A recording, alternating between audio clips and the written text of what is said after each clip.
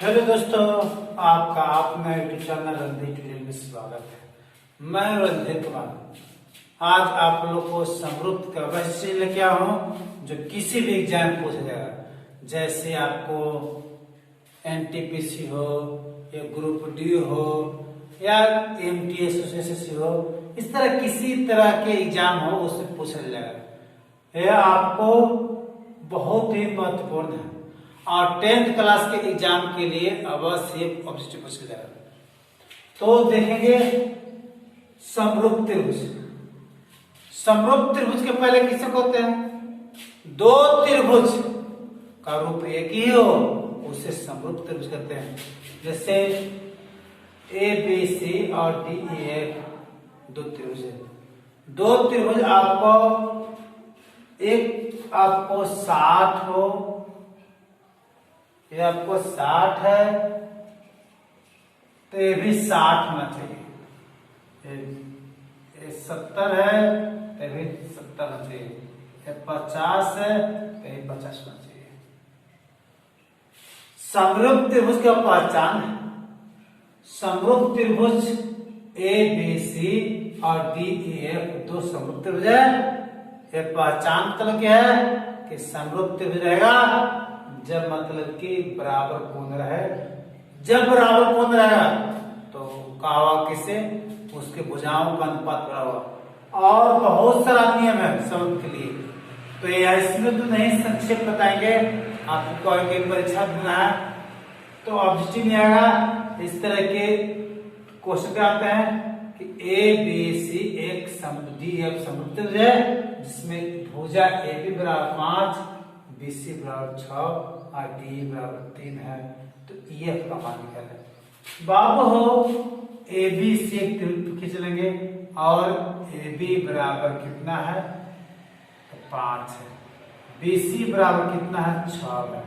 और EF बराबर निकल है इसी बराबर, तो DE बराबर कितना है? 3 है। तो X का मान निकालना है। तो होता है ए बी बटे डी, बी सी बटे ई एफ और ए सी बटे डी एफ। संगत भुजाएं समानुपाती होता है। संगत का मतलब क्या होता है कि 60 है, 60 के सामने वाला भुजा इधर लेंगे यानी ए बी, 50 के सामने वाला 50 के सामने भुजा ए बी लेंगे और बटे 49 के सामने कुछ है डी लेंगे। 70 मान लेते हैं कि बीसी लिए, इधर 60 के सामने बीसी है, देखो 60 के सामने ये लेंगे बटा में। और एसी मतलब क्या है? 70 के सामने, तो 70 के सामने ही डी लेंगे। ये इस तरह के होगा। अब देखिए ए बी का मान है 5 और डी का मान 3 रख देंगे। और देखिए BC का मान 6 और कितना? AC का मान X का मान। अब तीसरा से मतलब हमको नहीं है, जब मतलब तो उसके बराबर करते। देखिए क्रॉस मल्टीप्लिकेशन करेंगे, तीसरा से गुना करेंगे, क्रॉस बाय इससे गुना करेंगे तो गुना करके 5x बराबर हुआ 6 18। x बराबर कितना हुआ? 18 बटे 5 भागा देंगे 3.15 और 3 बचा 30, 6 आंसर हो गया।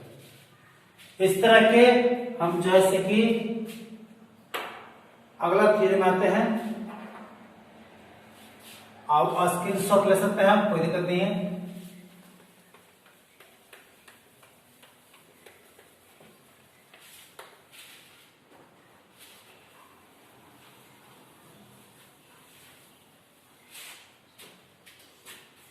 अब मान लेते हैं कि त्रिभुज समरूप में आते हैं।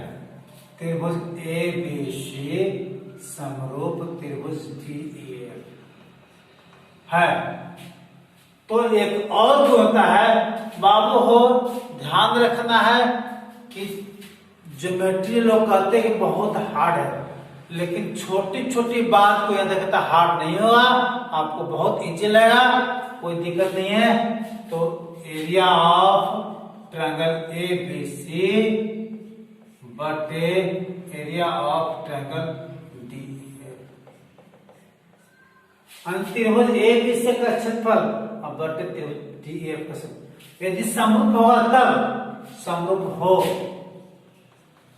तो क्या हुआ, area of triangle A B C बटे area of triangle D F बराबर होगा ए बी के स्क्वायर बटे डी के स्क्वायर बराबर बी सी के स्क्वायर बटे डी एफ के स्क्वायर ए सी के स्क्वायर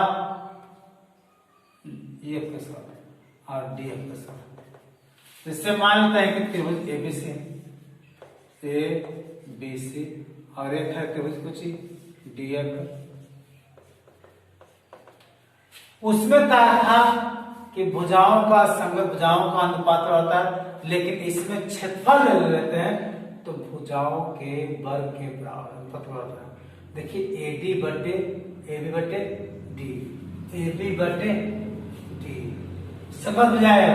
अब बी सी बटे एफ, बी सी बटे एफ और ए सी बटे डी, ए सी बटे डी, इस सब का स्क्वायर होगा, है ना। इसमें कोई दिक्कत नहीं होना चाहिए, सबके स्क्वायर होगा। जैसे मान लीजिए क्वेश्चन पूछा कैसे, इस गुण को आप क्या करेंगे, स्क्रीन शॉट ले सकते हैं।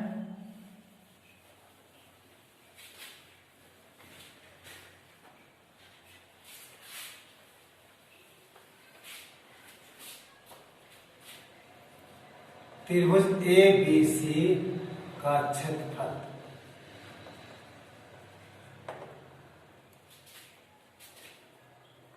16 और त्रिभुज डी ई एफ का क्षेत्रफल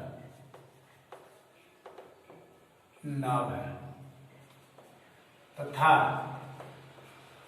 BC बराबर आपको 2 है, तो त्रिभुज तो एफ का मान है, तो क्या करेंगे कि इसे समरूप त्रिभुज ए बी सी का क्षेत्रफल दिया हुआ है 16 और डी एफ का क्षेत्रफल दिया है 9 और बी सी बराबर 2 है, तो एफ का मान निकालना है। तो आराम से कार्य करेंगे, area of triangle A B C यानी ए बी सी का क्षेत्रफल बटे area of triangle D F यानी डी एफ का क्षेत्रफल बराबर होगा जो भुजा आपको दिले है बी सी बटे डी एफ क्या स्क्वायर लिख देंगे। अब तीसरा सम को मतलब ये दूर मतलब, तो क्या करेंगे ए बी सी कितना है 16 और बटे दिल है कितना 9 बराबर बी सी का मान कितना है 2 के स्क्वायर और बटे ये 16 बटे 9 बराबर 4 बटे एफ का स्क्वायर। 4 से 4 काटने के छज्जों को 16 आने की एफ बराबर कितना हुआ 9 बटे 4। इसको वर्गमूल निकालेंगे एफ बराबर तो रूट चलेगा 9 बटे 4 आने की 3 बटे 2 आने की 1.5 कैंसर हो। इस तरह के आराम से किसी भी कंपटीशन में आराम से पूछेगा, कोई दिक्कत नहीं होगा। यदि पूछ दिया तो आपको नंबर आएगा। मेरा पूर्ण विश्वास है कि आप लोग समझ गए होंगे। यदि समझे हैं तो आप ऐसे ऐसे क्वेश्चन लेकर के प्रैक्टिस करते रहिए और बनाते रहिए, आपको कोई दिक्कत नहीं होगा। यदि दिक्कत हो तो कमेंट करके क्वेश्चन को लिखिए और पूछिए हमसे, ये क्वेश्चन बताइए, कोई दिक्कत नहीं होगा।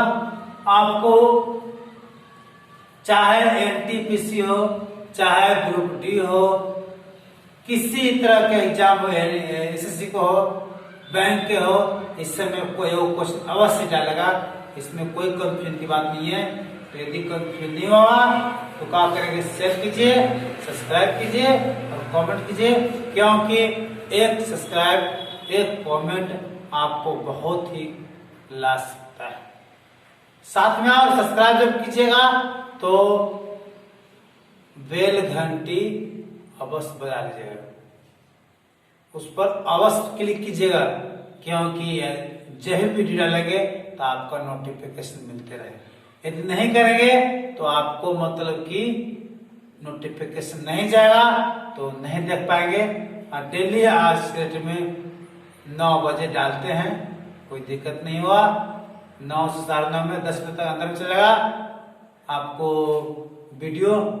आओ जितना से फैलाइए, क्योंकि आपका एक दोस्त पढ़ता है तो आपको देश समझता है, देश संभालना है, देश को प्रोग्रेस देखना है। तो आप जितना सब्सक्राइब कीजिए, जितना लाइक कीजिए और जितने से ज्यादा फैलाने की कोशिश कीजिए।